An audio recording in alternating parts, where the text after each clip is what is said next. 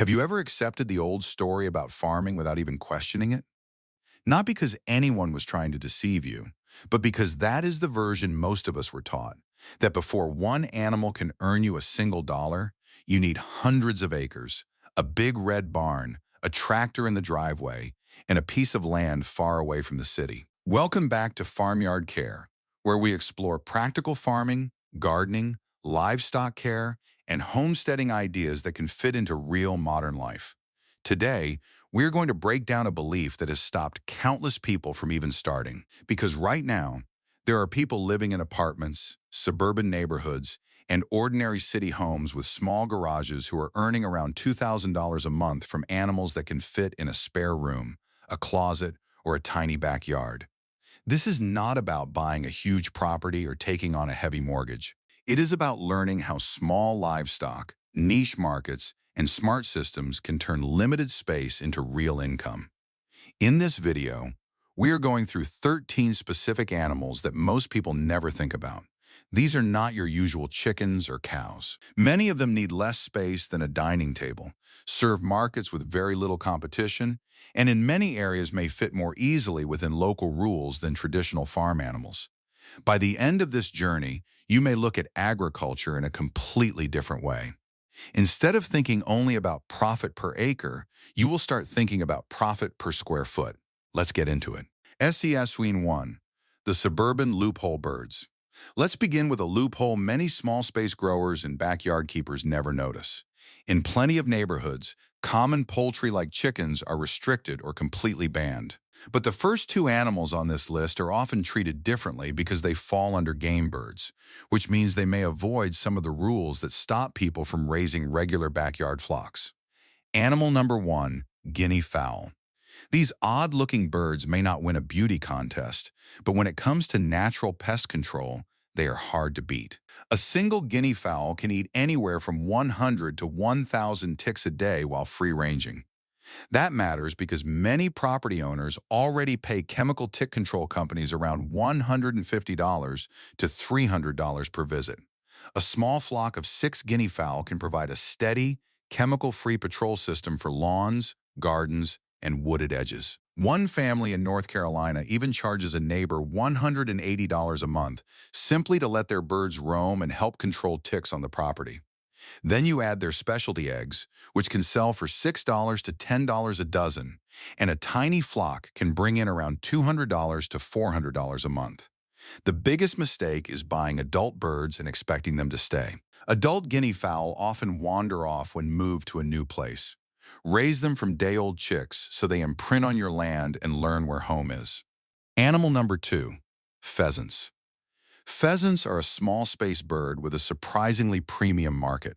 They look beautiful, but more importantly, they serve customers that ordinary farms often ignore. Upscale restaurants and hunting preserves need reliable local suppliers, and that demand can create solid income for a careful keeper. A dressed pheasant can sell for $18 to $25 to high-end restaurants, while hunting preserves may pay $10 to $14 for live birds.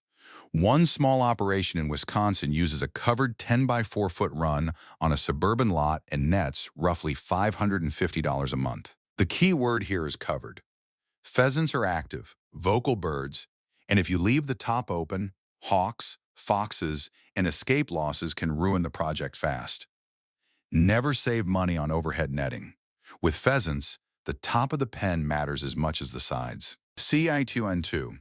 The duck that outperforms chickens. Have you ever raised chickens and still felt like the numbers were not quite strong enough? Then it is time to look at a duck that can lay more eggs, make less trouble than people expect, and produce a byproduct gardeners are happy to buy. Animal number 3, khaki Campbell ducks. Khaki Campbells are famous for egg production, with the ability to lay up to 340 eggs a year. That can outperform many top chicken breeds by about 40 eggs annually. And the best part is that hens do not need a noisy drake in order to lay. For a small backyard operation, that is a major advantage. But the income does not stop with eggs. Duck manure is the hidden value. It is about 40% more nitrogen-dense than chicken manure and breaks down quickly into a useful garden amendment when composted properly. A market gardener in Pennsylvania keeps 18 khaki Campbells. She sells specialty eggs, but every spring she also bags their composted manure and sells it for $12 a bag. Her monthly income averages $450 to $600, while her feed bill is only about $22. That is the power of choosing the right bird for the right system. The biggest mistake is buying males because you think they will protect the flock. Drakes can be loud, rough on hens, and may reduce overall productivity. For a simple egg and compost setup, an all-female flock is usually cleaner, calmer, and more profitable. Section 3. The micro-dairy marvel. When most people hear the words dairy farm, they picture rolling pasture, full-sized cows, and heavy equipment. But dairy income does not always have to start that big. In the right setup, it can shrink down to the space of a small backyard or even a parking spot. Animal number 4, Nigerian dwarf goats. These miniature dairy goats usually weigh only 60 to 80 pounds, about the size of a medium dog, and in many suburban areas they may be easier to keep than larger livestock. But their small size is not the real story. Their milk can contain 6 to 10% butterfat, which is nearly double what you get from many full-size dairy goats. That rich milk is highly valued by artisan soap makers. A single handmade goat milk soap bar can sell for $8 to $14 retail. One keeper in suburban Denver keeps just 2 does and produces enough milk for 40 to 60 bars of soap each month, earning $400 to $600 on Etsy alone. When you add the sale of kids, often priced around $250 to $400 each, the total can reach $600 to $900 a month. The biggest mistake is waiting too long to learn hand milking. You need to build a calm routine before the dough freshens, not after. If she is not used to your hands, your timing, and the milking stand, you may be fighting an uncooperative goat for an entire 10-month milking cycle. CI 4, the bedroom bug business. Now, take a deep breath, because we are stepping into one of the strangest but most profitable corners of small-scale animal keeping, insect farming. I know it may sound unusual at first, but before you dismiss it, understand this clearly. The insect protein market is growing fast, and this type of operation needs no acreage, makes no noise, fits inside a spare room, and can produce very strong profit margins when managed correctly. Animal number 5, mealworms. Mealworms can be raised in stacked plastic bins inside a closet, a spare room, or a clean storage corner. Their feed is simple and cheap: vegetable scraps, oats, and wheat bran. But the real power of mealworms is that they create 3 different products from one tiny system. You can sell live worms for reptile owners and fishing bait, usually around $5 to $12 per 100. You can dry them and sell them for backyard birds, often around $15 to $25 per pound. And you can sell their waste, called frass, as a valuable organic fertilizer for around $2 to $4 per pound. One seller in Tennessee runs 22 bins in a spare bedroom and clears about $1,100 a month with only 20 minutes of daily care. The biggest mistake is unstable temperature. If the room drops below 70 degrees Fahrenheit, reproduction slows down or stops. A simple $30 space heater can protect an entire 4-figure monthly setup. Animal number 6, silkworms. Silkworms create 2 income streams from the same small room: luxury, fiber, and premium reptile feed. Their silk cocoons can sell to hand-spinning fiber artists on Etsy for $8 to $12 per ounce, while the live caterpillars sell as high-quality reptile food for $15 to $25 per 50 count. That means the same animal can serve 2 completely different customers: craft buyers who want natural silk, and reptile keepers who want nutritious live feed. A small silkworm setup can bring in around $250 to $500 a month. The biggest mistake is running out of mulberry leaves, because silkworms depend on that food source. If you plan to grow beyond a small batch, plant mulberry trees early so your feed supply does not become the bottleneck. 60-on-5, high-margin protein empires. By now, you can probably see the real power of micro-livestock. We are not managing open pastures here. We are managing small ecosystems.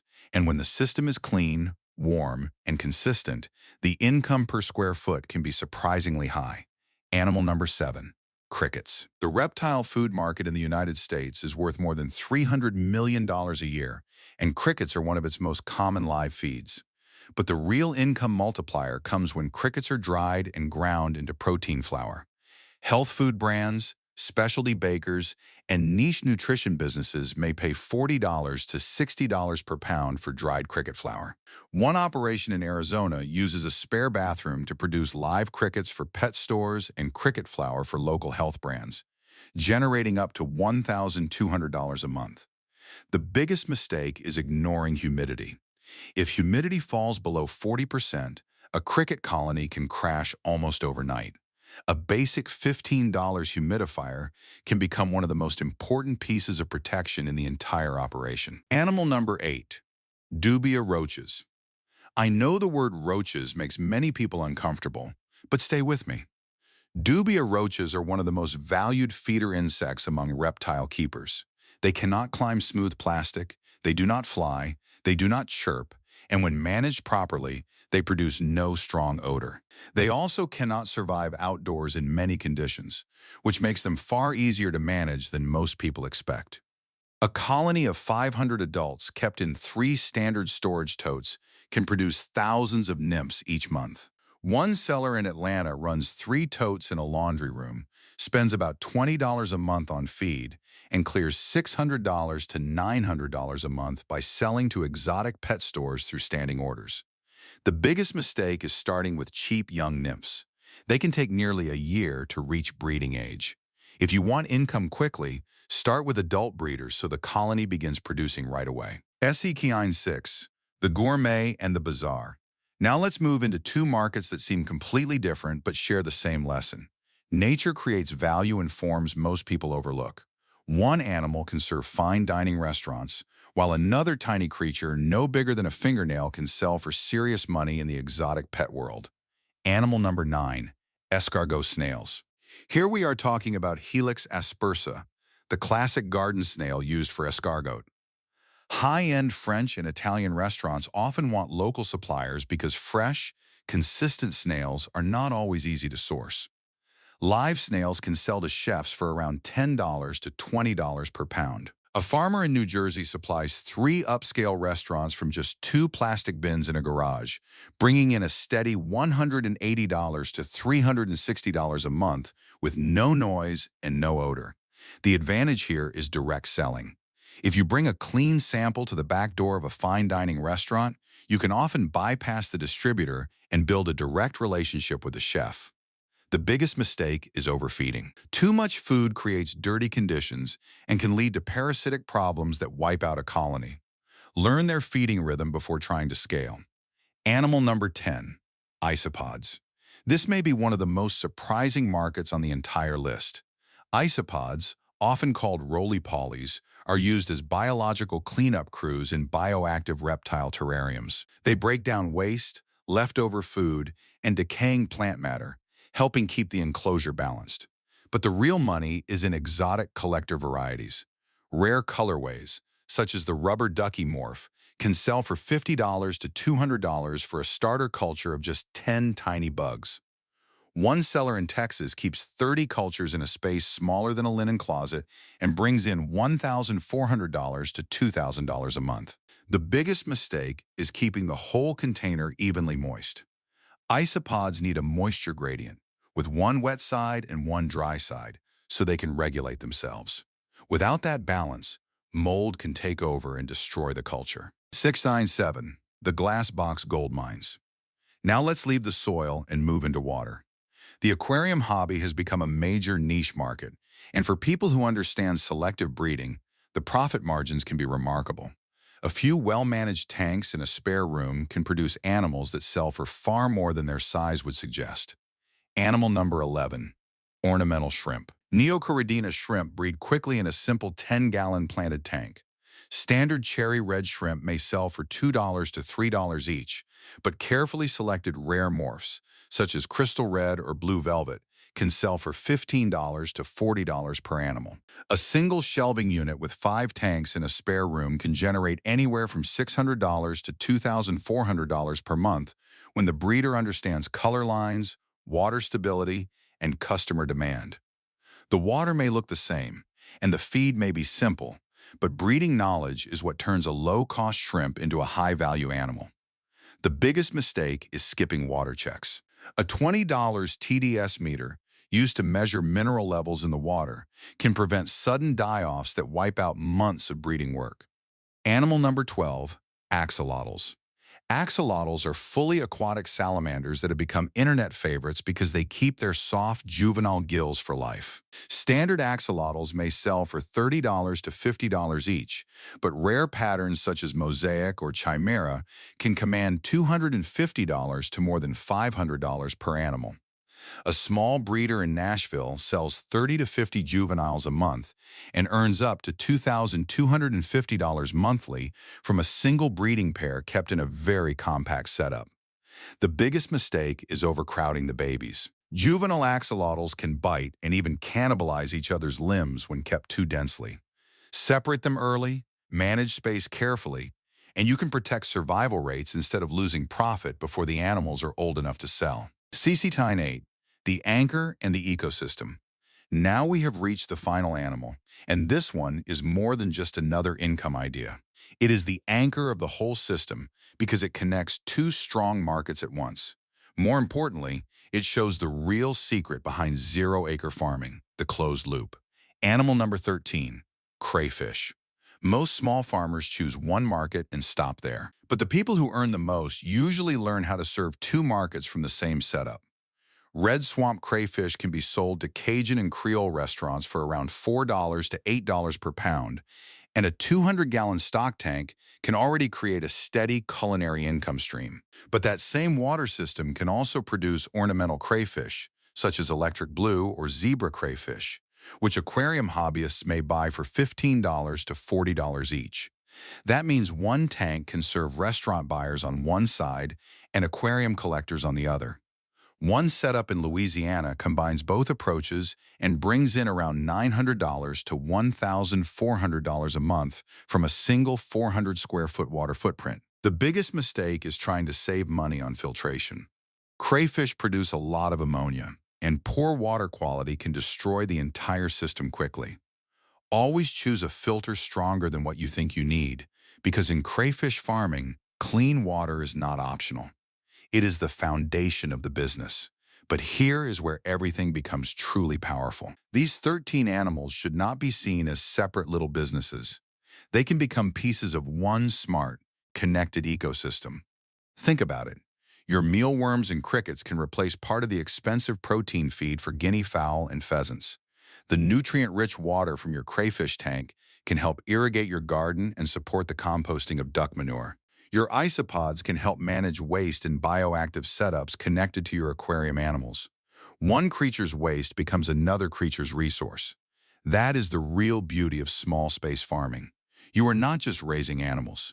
You are designing a system where costs go down, useful byproducts increase, and every square foot works harder. When waste becomes feed, fertilizer, or cleanup support, your profits can grow without adding more land. For generations, many people have been taught to see farming as something heavy, expensive, and out of reach. We were told that without acres of land, big barns, equipment, and rural property, there was no real way to build agricultural income. But today you have seen a different side of farming. Land is not always the biggest barrier. Acreage is not always what holds people back. What matters is knowledge, planning, good animal care, the right market, and the willingness to start small. Whether it is a bin of mealworms in a closet, a few specialty birds in a secure run, a compact aquarium rack, or a crayfish tank in a garage, the opportunity is not only in how much space you own, it is in how wisely you use the space you already have. Which of these 13 animals surprised you the most? Are you more interested in the high-end escargot market, the strange but profitable isopod world, or the idea of building a closed-loop system from several small animals working together? Drop a comment below and let me know. I read every one, and your thoughts help shape the next topic we explore on this channel. If this video gave you practical ideas and opened your mind to what small space farming can become, hit the subscribe button and turn on the notification bell. Here at Farmyard Care, we focus on helping you turn the space you have into the life you want. 0 acres does not have to mean 0 income. Start small, learn carefully, build wisely, and I'll see you in the next video.